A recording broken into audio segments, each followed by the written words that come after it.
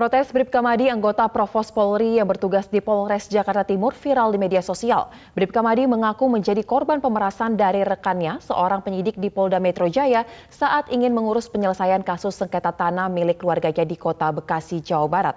Dan untuk menggali lebih dalam terkait dengan masalah ini, sudah tersambung melalui sambungan Zoom Ketua Harian Kompolnas Beni Mamoto. Selamat siang, Pak Beni. Baik Pak Beni, kita tahu bersama bahwa kemarin dari pihak Polda Metro Jaya telah melakukan konfrontasi di mana pihak-pihak yang bersengketa ini dipertemukan bersama untuk mengungkap kebenarannya. Menurut Kompolnas, apakah langkah ini sudah tepat untuk membuat terang benderang kasus ini? Betul sekali, saya mendukung langkah tersebut karena dalam penanganan kasus ini yang perlu segera publik tahu adalah duduk masalah sesungguhnya itu apa.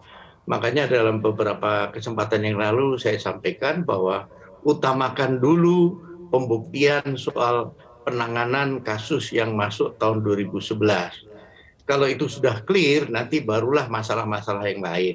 Nah, dalam konteks ini dengan transparan dipertemukan para pihak, dikonfrontir, maka diharapkan sesegera mungkin ada kesimpulan atas penanganan kasus itu.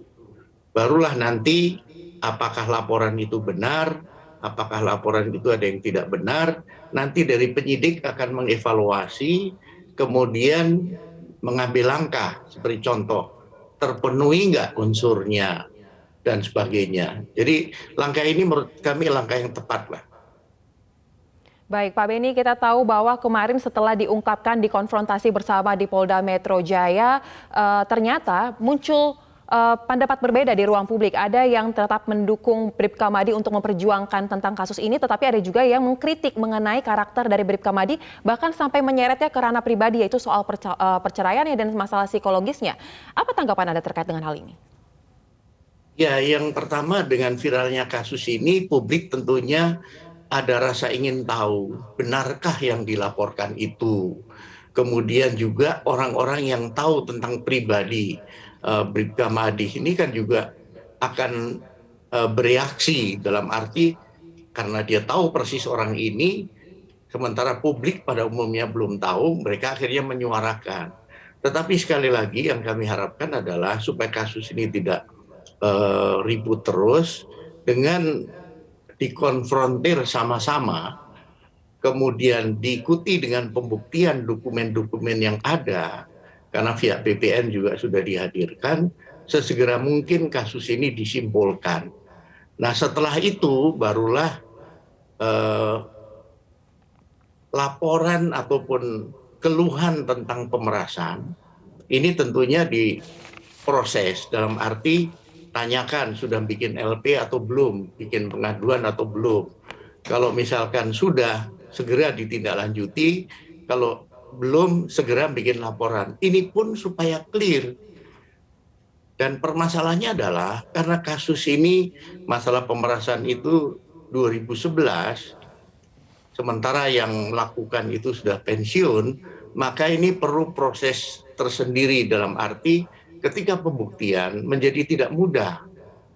Beda kalau waktu itu Mahdi ini bawa teman, saudaranya yang mendengar langsung proses pemerasan itu, mungkin pembuktiannya jauh akan lebih mudah.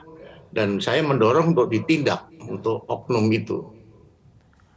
Baik, Pak Beni, kita tahu bersama bahwa saat ini ada dua kasus setidaknya yang ditangani Polda Metro Jaya terkait dengan Bribka Madi. Yang pertama itu kasus dugaan pemerasan dan juga kasus pelanggaran etik. Sebaiknya mana yang duluan diselesaikan secara mendetail baru bisa melanjut hingga kasus ini akhirnya rampung seutuhnya? Menurut saya yang perlu segera mungkin dilakukan langkah dan penyelesaian tuntas adalah laporan 2011. Kenapa? Karena ini yang mencuat dan dikeluhkan, dianggap sebagai langkah yang menjolimi dan sebagainya. Setelah itu tuntas dan jelas nanti, barulah berbicara masalah etik.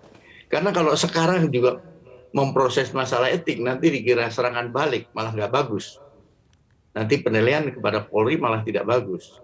Tapi layani dulu aduan dia, bagaimana pembuktiannya, kesimpulannya dan hasilnya disampaikan ke publik, biarlah publik yang kemudian menilai. Baik, berarti kita sepakat bahwa langkah konfrontasi ini sudah tepat dan harus selesaikan inti permasalahan sengketanya dulu, baru kita berlanjut kepada permasalahan kode etik. Terima kasih Ketua Harian Kompolnas Benny Mamoto untuk waktunya di Metro hari ini.